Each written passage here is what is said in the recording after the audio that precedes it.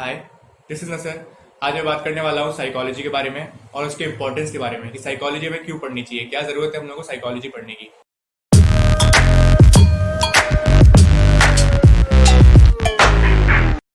अब हम में सब लोग तो साइकोलॉजी मेजर्स है नहीं कि जिन्होंने एज अ कॉलेज का कोर्स साइकोलॉजी का लिया हो या ऐसा कुछ फॉर्मली हम लोग साइकोलॉजी पढ़ रहे हो, नहीं।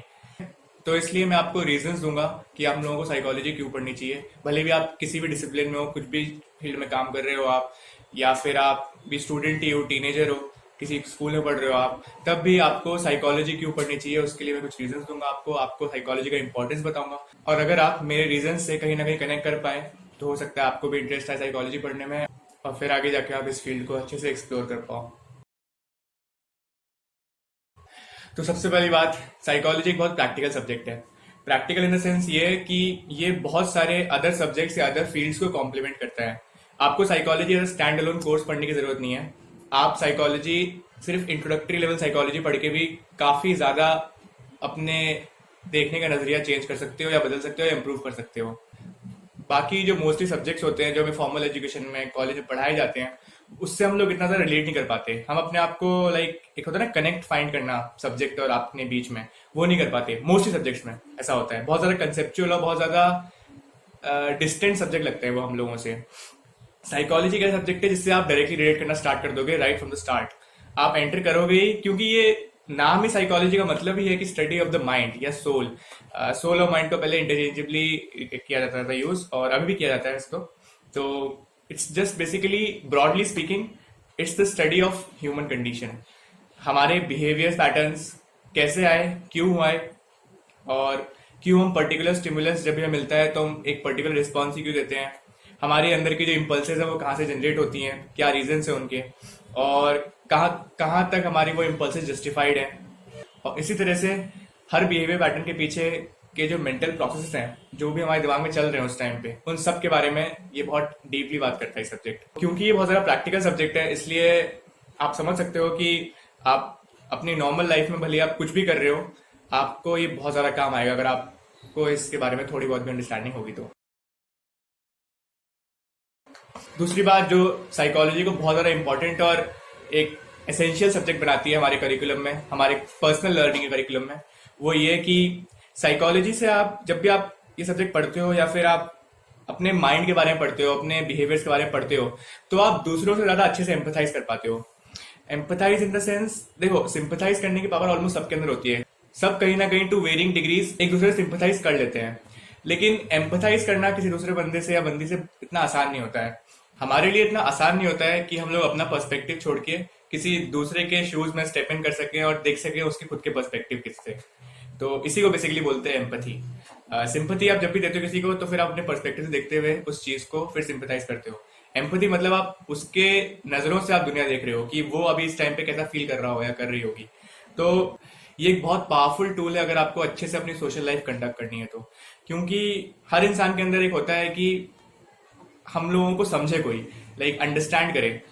मोस्टली लोग आसपास दुनिया में सब जज करते हैं, और आपने अब तो बहुत सारा कॉमन है ये वर्ड कि हर कोई किसी को जज करता रहता है। और इस तरह से जब आप किसी के साथ एम्पथाइज करते हो तो आप उसको जज नहीं करते हो, आप उसको अंडरस्टैंड करते हो। आप फील करते हो कि वो स्पेसिफिक बिहेवियर पैटर्न उसके क्यों हैं, किस रीजन की वजह से हैं, क्या मोटिवेशन है उनके पीछे। और इस वजह से आपके मन के अंदर हॉस्टिलिटी नहीं आती उसके अगेंस्ट। भले आपको वो पर्टिकुलर बिहेवियर फर्स्ट लुक में, फर्स्ट अपीयरेंस में लग रहा हो कि भाई ये बहुत नेगेटिव और ये क्या है, लेकिन जब आप एग्जैक्टली उसके मोटिवेशन समझ पाओ और फील कर पाओ उसके साथ, तब आपको पता चलेगा कि शायद अगर मैं भी इसकी जगह होता तो यही करता। और ये बहुत ज्यादा पावरफुल चीज है। मेरे हिसाब से ये सबके अंदर होनी चाहिए कहीं ना कहीं, क्योंकि हर इंसान के अंदर कहीं ना कहीं एक डीपली होता है कि हम लोगों को समझा जाए अच्छे से, हम लोगों को हमारे हिसाब से समझा जाए। ये नहीं कि दूसरे के लेंस के थ्रू अगर आप समझ रहे हो तो आप समझ नहीं रहे हो, एक्चुअली आप जज कर रहे हो, जो कि बहुत गलत चीज है। एक बहुत ही इंटरेस्टिंग वीडियो है जजमेंट वर्सेस अंडरस्टैंडिंग, मैं नीचे लिंक कर दूंगा। एरिक डॉटसन का वीडियो है। मैंने ये चैनल आपको शायद पिछले वीडियो में बताया था, तो आप प्लीज जाके जरूर देखिए इसको। काफी आपको एक अच्छे से अंडरस्टैंडिंग मिलेगी कि क्या डिफरेंसेस होते हैं किसी को जज करने में और किसी को अच्छे से समझने में। तो प्लीज आप ये चेकआउट करिएगा जरूर। नेक्स्ट पॉइंट मेरा जो रहेगा कि आप चलो बाकी दुनिया को समझ लोगे अपने आसपास, साथ ही साथ आप खुद को भी समझोगे उसको पढ़ के। क्योंकि हमारे साथ होता यह है कि हम लोगों को दूसरों के अंदर कमियां, अच्छाइयां बहुत आसानी से दिख जाती हैं, लेकिन खुद के अंदर वो सेम चीज देखने के लिए हम लोग को एफर्ट लगाना पड़ता है, हमें अपनी खुद की विल लगानी पड़ती है उसके लिए, क्योंकि इतना आसान नहीं होता है खुद को इतना अच्छे से जान पाना। हम मोस्टली अपने आप को डिसीव करते रहते हैं, अपने आप को हम पूरे टाइम मोस्टली मैनिपुलेट करते रहते हैं और सेल्फ डिसेप्शन जीते हैं। और ये हो सकता है अगर आपको भी समझ ना आ रही हो बात, आपको लग रहा हो कि नहीं भाई मैं तो बहुत अच्छे से जानता हूँ अपने आप को, मैं कौन हूँ, मैं क्या हूँ क्या हूँ, तो ये भी एक तरीका सेल्फ डिसेप्शन का मैकेनिज्म ही है आपका, जो कि आपकी ईगो आपको बचाने के लिए प्रोटेक्ट करती है। आप हम हर सिचुएशन में आपको जस्टिफाई करने की कोशिश करते हो आप, तो ये चीज आप अभी नहीं समझोगे, थोड़ा बहुत आप एक्चुअली कभी अपने आप को कंटेम्पलेट करोगे, अगर आप जर्नल वगैरह लिखते हो, इंट्रोस्पेक्शन करते हो, रिफ्लेक्शन करते हो, तो आपको पता चलेगा कि आपके एक्शंस में और आपकी एक्चुअल थिंकिंग में या फिर आप कौन हो उसमें कितना डिफरेंस है। तो साइकोलॉजी इस डिफरेंस को कम करने में हेल्प करती है, आपको एग्जैक्टली बताती है, आपको मजबूर करती है झांकने में अपने अंदर।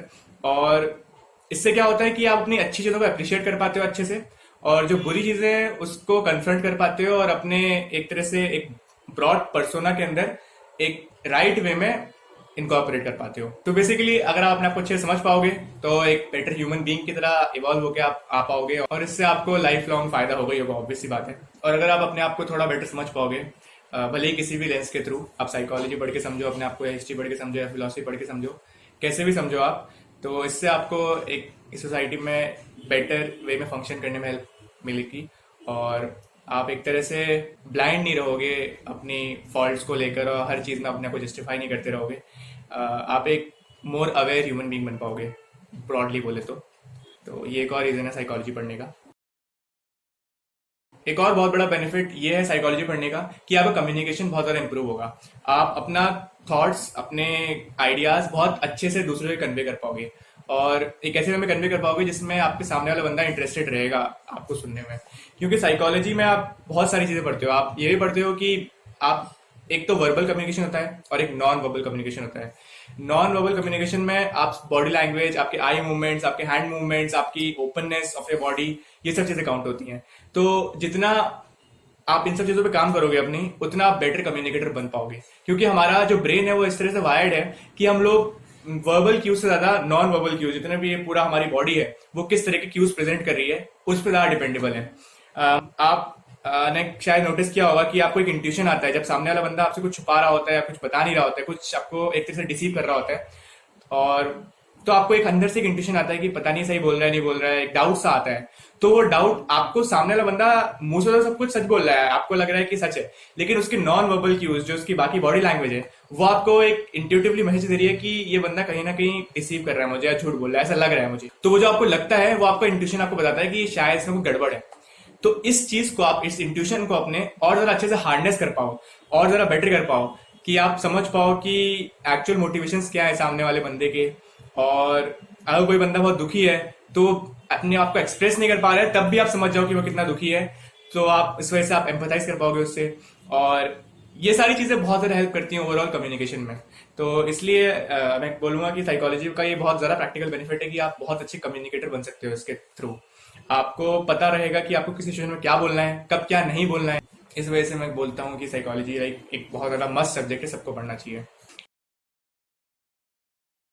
लास्टली, आप मेंटल इलनेसेस की तरफ ज्यादा अवेयर हो पाओगे, आप समझ पाओगे कि मेंटल इलनेसेस एक्चुअली एक चीज है, जितना भी स्टिग्मा हमारी सोसाइटी में है, और इस वजह से जो एक्चुअली लोग मेंटल इलनेस से गुजर रहे होते हैं किसी भी तरीके की, तो वो सामने आ नहीं पाते हैं, वो कंसल्ट नहीं कर पाते हैं। तो उस वजह से क्या होता है कि बहुत डिजास्टर्स कॉन्सिक्वेंसेस हो सकते हैं उस चीज़ के। आपने अभी रिसेंटली न्यूज़ फॉलो की होगी सुशांत सिंह राजपूत की डेथ के बारे में। तो वही मैं बोलूँगा कि ये आज की सोसाइटी में बहुत ज़्यादा ज़रूरी है कि हम लोग अवेयर रहें मेंटल इलनेस को लेके।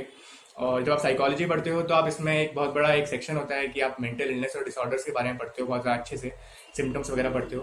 तो इससे ये नहीं कि आप डायग्नोज कर पाओगे किसी को, लेकिन एटलीस्ट ये है कि आप, अगर आपको अपने में या सामने वाले बंदे या बंदी में इस तरह का कुछ लग रहा है कि इसके बिहेवियर पैटर्न्स उसी तरफ टेंड कर रहे हैं, तो फिर आप उसको डॉक्टर के से कंसल्ट करवा सकते हो, या उसकी हेल्प कर सकते हो अपने आप से समझने में कि क्या एग्जैक्टली उसको प्रॉब्लम्स हैं। आप बेसिकली उसे हेल्प कर सकते हो एक अच्छे वे में, एक अवेयर वे में, ताकि आगे जाके कोई इस तरह की चीजें ना हो जो कि होनी नहीं चाहिए। इसके लिए भी साइकोलॉजी काफी ज्यादा हेल्पफुल रहेगी। तो बस ये थे मेरे 5 बहुत ज्यादा इंपॉर्टेंट रीजन जिसकी वजह से मुझे लगता है पर्सनली कि साइकोलॉजी हम सबको पढ़नी चाहिए। हम सबकी जिंदगी में कहीं ना कहीं साइकोलॉजी का बहुत ज्यादा इंपॉर्टेंस रहा है, तो इसलिए मैं आपको सजेस्ट करूंगा कि आप एटलीस्ट एक इंट्रोडक्टरी कोर्स साइकोलॉजी में लें, या अगर आपको इंटरेस्ट नहीं है स्पेसिफिक कोर्स वगैरह लेने का भी, तो आप जाके हमारे ह्यूमन बिहेवियर से रिलेटेड हमारी जो मोटिवेशंस हैं, क्यों आते हैं, इन सब चीज़ों में थोड़ा क्यूरियस हैं और जाके पता करें कि क्यों ये सब चीज़ें होती हैं। और थोड़ा बहुत मेंटल इलनेस के बारे में अलग से आप चेक करें कि क्या क्या होता है, डिप्रेशन क्या होता है, ओसीडी क्या होता है, और एनजाइटी डिसऑर्डर्स किस तरह के होते हैं, और इन सब के बारे में पता चलेगा आपको, तो आप ज़्यादा अवेयर हो पाओगे और आप एक रिस्पॉन्सिबल बंदे बन पाओगे सोसाइटी के। ये सब चीज़ें पता होना आज की सोसाइटी में बहुत ज़्यादा ज़रूरी है, और इस अवेयरनेस को फैलाने के लिए आपको पहले खुद अवेयर होना पड़ेगा अच्छे से, आपको इन डेप्थ चीज़ें समझनी पड़ेंगी, तब जाके आप आगे सोसाइटी को बोल पाओगे इन सब चीज़ों के बारे में। तो इसलिए मैं कहना चाहूँगा कि प्लीज़ जाके आप एटलीस्ट चेक करिए इन सब चीज़ों को। मैंने आपको रिसोर्सेज पिछले 2 वीडियोज़ में दिए हुए हैं साइकोलॉजी पढ़ने के। आपको मैंने एक फॉर्मल वाले रिसोर्स भी दिए हैं, 2 कोर्स बताए आपको मैंने। उसके अलावा मैंने आपको ऐसे चैनल्स बताए हैं जो कि इनडायरेक्टली साइकोलॉजी को डील करते हैं, तो उस तरह के वीडियो जाके देखिए आप, तो आपको मज़ा भी आएगा और आपको ह्यूमन माइंड के बारे में और ज़्यादा इन डेप्थ जानने का मौका भी मिलेगा। तो बस आज का वीडियो यहीं एंड करते हैं। Thank you for watching. देखते रहिए इनसेशिएबल एक्सप्लोरर।